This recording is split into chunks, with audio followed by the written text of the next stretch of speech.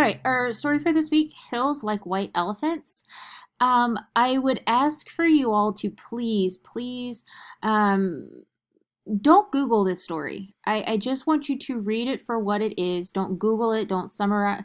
Don't do anything with it other than just read it, because I think it's going to add a level of interest to our discussion this week as we look beneath that kind of 10% of the iceberg that we see. So I would ask that you come with just a primitive kind of first one-time, two-time reading of the text, and nothing else. Please don't Google it. Please don't SparkNote it. Please don't do whatever it is that you typically do with the story. Just read it. So Hills Like White Elephants, it's very short, as is typical with Hemingway's short stories. And I don't want to talk too much about it because I think it's going to ruin a little bit of our discussion, just like I don't want you guys to Google it too much. But I do want to talk about the title, and White Elephant. And I think it's interesting to look at this title because it's so typical. This one phrase, white elephant, has so many definitions. One of those, if you ever think about a white elephant party, right, where you bring a gift to a white elephant party, you basically are taking this kind of useless or kind of gag gift that nobody really wants. So the connotation of a white elephant, one of them is this idea of being useless or being unwanted.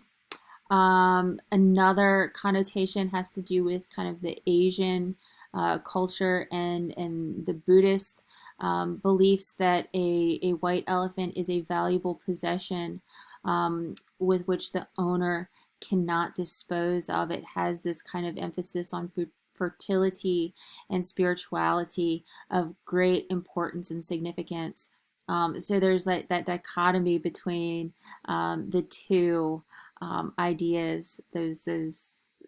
That dichotomy between ideas is very important in this story of being both useless and valuable. And then, of course, you've all heard the phrase, well, there's that elephant in the room, an avoidance of a difficult topic. So keep those ideas in mind as you read our story for the week. Like I said, don't Google it, don't do anything, just read the story. But in this story, Hills Like White Elephants, there is a basic premise. We have a man and a woman who are at a train station talking and imbibing alcohol. And this there's very little action in this story. It's one uninterrupted scene where we are meant to focus on their conversation, both what they do say and what they don't say, and really think about the dialogue here between the two characters, and how Jig is characterized and how our male character is characterized, and really focus on their communication or lack thereof.